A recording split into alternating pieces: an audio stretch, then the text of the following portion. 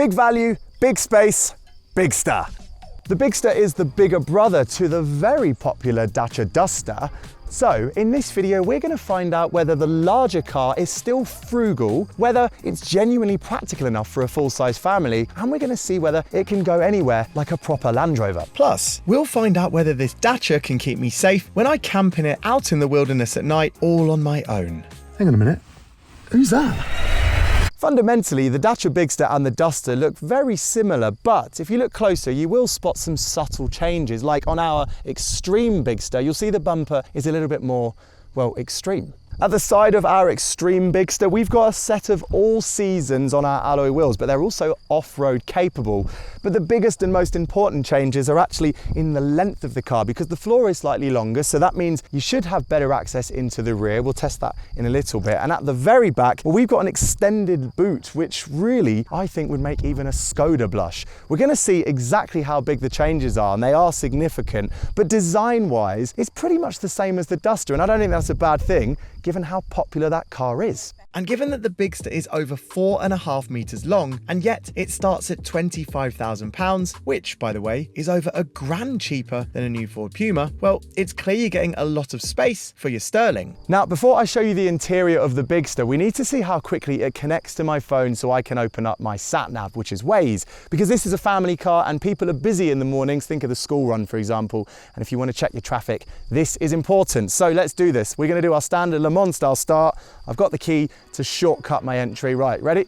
3, 2, 1, go.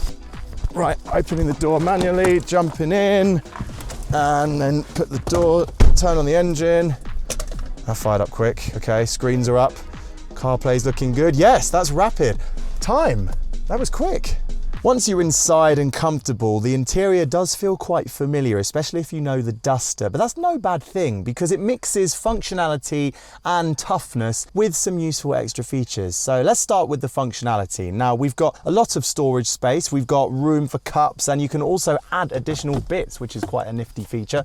If you've got a 3D printer at home, you could make yourself whatever part you want to fit onto all of these U-clips, which are found across the interior. Here's one for a cup holder. Then you've also got some handy tough features. For example, the dash, yes, some people will go, oh, that's pretty scratchy, but actually it's just really solid and it still looks nice. The seats in the front and in the rear in this Extreme, by the way, are made of a fabric which is fine for spills and any stains you might get into it because water just runs off it. Same with any other kind of accidents. Just spilled some coffee.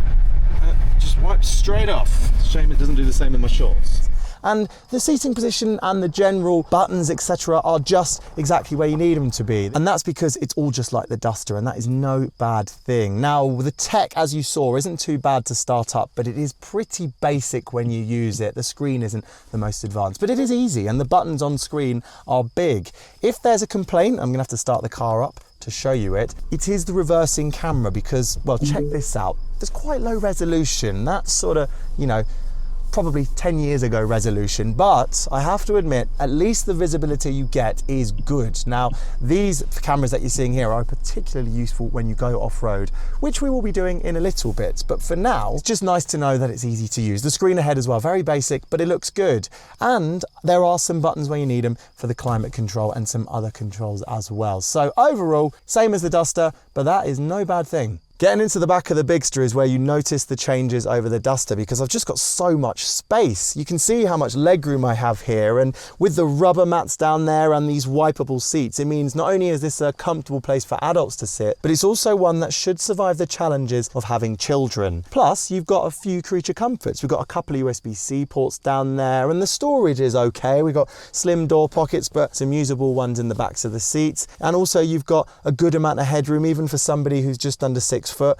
and that's especially true because on this Extreme model we've got a standard extended panoramic sunroof, which really helps to create that airy interior. There are a few areas where maybe costs have been cut to keep the price down. I mean, for example, we don't have a fold down armrest in this middle seat, but if there's no one sat here, you just have to pull this lever to fold down the ski hatch, and you will see that there are cup holders in here, and look, there are even spots to mount your phones as well, so that's quite nifty. Overall, honestly, this interior Yeah. Feels extremely usable, and of course, because we've got our bigger boot in the back, it means we don't have to worry about sliding these seats forward. On this Extreme trim, we don't have a powered tailgate because Dacia's chosen options to throw at its different trim levels that suit the type of buyer that will get this. And this is a slightly more rugged version of the car. But what you do get underneath this two-part parcel shelf, which folds away like that, is you've got a boot that completely makes both mine and Jamil's aeroplane cabin carry-on bags look positively tiny. Look how much surplus room we've got in here, and that's really where you can see the extra space versus the Duster. But there's more, because underneath this rubber mat you'll spot this two-stage floor, and there's enough space under there for a full-size spare tyre. That is not a common thing these days, and there's even more room around it as well. Plus you've got storage areas either side, and because this is a Dacia, you've got your U-clip mounts across the boot and even one on the boot lid as well, so you can add more components to suit your lifestyle. And just to make things even easier, you've got these levers over here to fold down the seats ahead. Look, they just fall down happily. And then once you take the parcel shelf out, you've got this full length of space over here. So yes, you don't get the electrical gizmos you'll get on a Land Rover, but you've certainly got just as much functionality. Now we need to see how the Bigster deals with life on the open road. With a little 3-cylinder engine, is this Bigster going to be quick enough to get you up to motorway speeds? Well, let's find out, because we're on a 130 km/h road, which is just over the UK speed limit. So I'm going to simulate a slip road. So we're doing 75 km/h. I'm revving at 4,000 revs. Let's see if it feels quick. Foot to the floor. It's moving. We're over 100 in now, kilometers that is. And now we're getting up to 150, and now it starts to build. And interestingly, it's quicker once you get through the gears, and there's 130. So it does move, but it's not that quick. So it's going to be one of those cars where you're going to have to rev it quite hard to accelerate onto a motorway if you've got a short slip road. Not surprising, I guess. I have to admit, when you're up to cruising speed, there is a noticeable amount of wind noise. The road noise is pretty low, but the wind over the mirrors and of course over the bonnet, because this is such a butch-shaped car, it's definitely always there. You're gonna have to turn the radio up if you wanna not hear it so clearly. And cruising itself, while the car is comfortable and it's happy to just chug along at motorway speeds, you do have cruise control and you've got a speed limiter, but here's evidence of where some costs have been saved to ensure that low starting price, because you don't get adaptive cruise, which is something you get on very low cost cars these days. So it means when you're cruising along, if you're in a traffic scenario, you will have to manually come on and off the brake.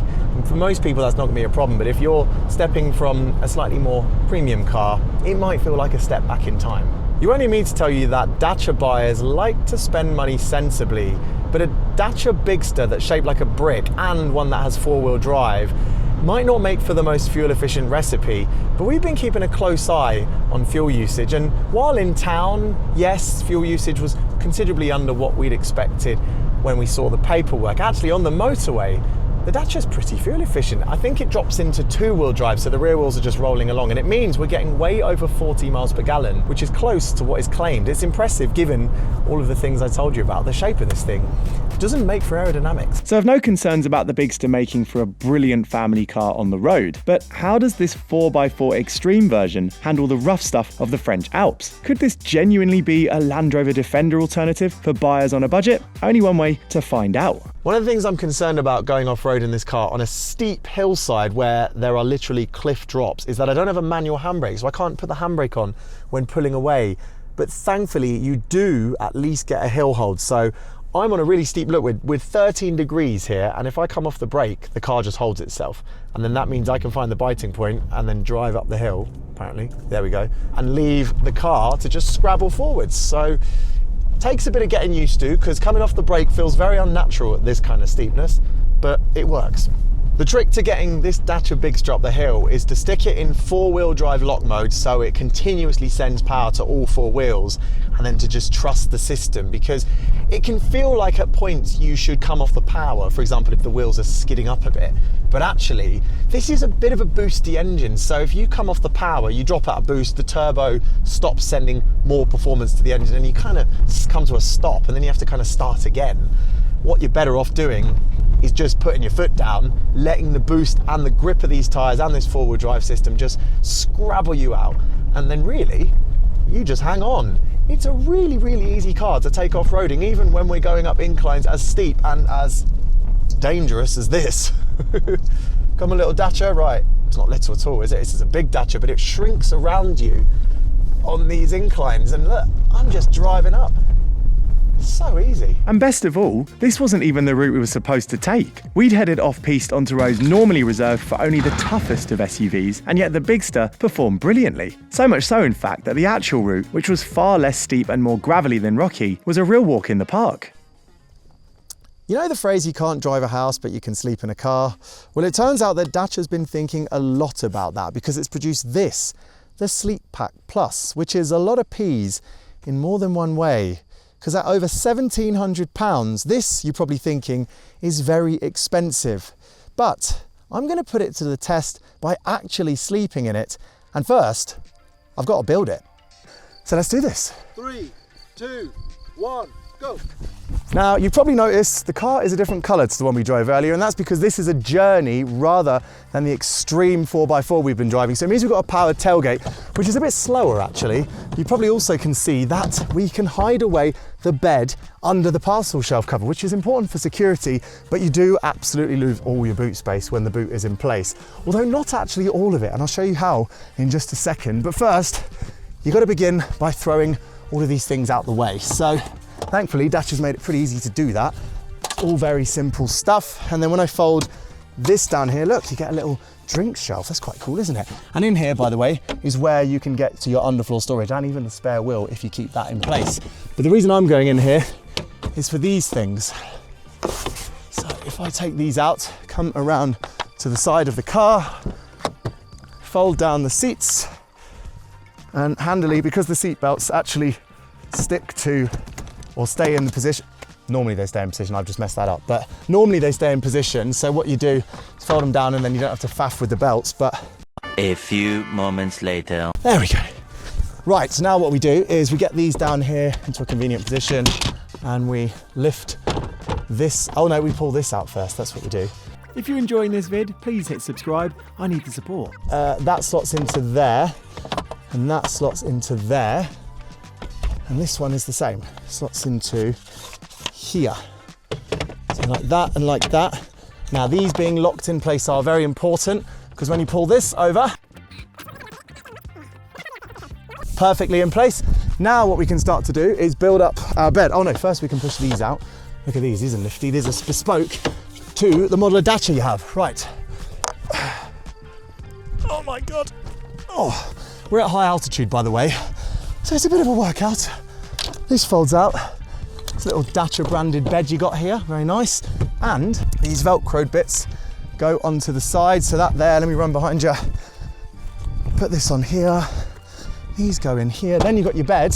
And then you can put stuff away in here if you want to hide it. So that can look up to here.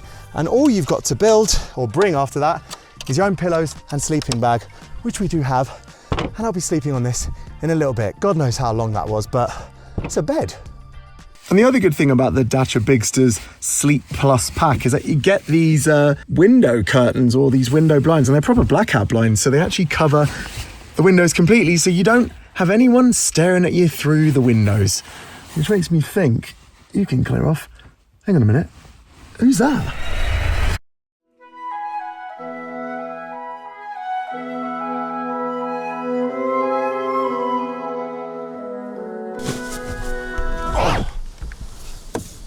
What time is it?